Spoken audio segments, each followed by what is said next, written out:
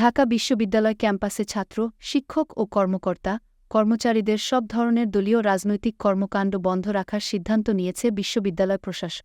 বৃহস্পতিবার বিশ্ববিদ্যালয়ের সর্বোচ্চ নীতি নির্ধারণী ফোরাম সিন্ডিকেটের সভায় এ সিদ্ধান্ত হয়।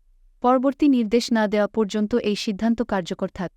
বৃহস্পতিবার সন্ধ্যা ৭টা থেকে রাত 8:45 পর্যন্ত সিন্ডিকেটের জরুরি সভা হয়। বিশ্ববিদ্যালয়ের উপাচার্যের কার্যালয় সংলগ্ন লাউঞ্জে এই সভা হয়। সভায় সিন্ডিকেটের 17 জন সদস্যের মধ্যে 15 জন অংশ নেয়।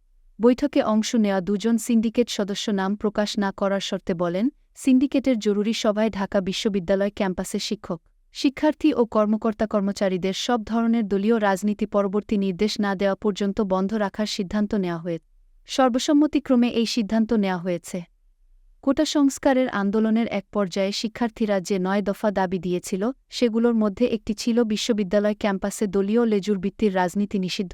ছাত্র জনতার গণভ্যুত্থানের মুখে গত 5 আগস্ট আওয়ামী লীগ সরকারের পতন হয়।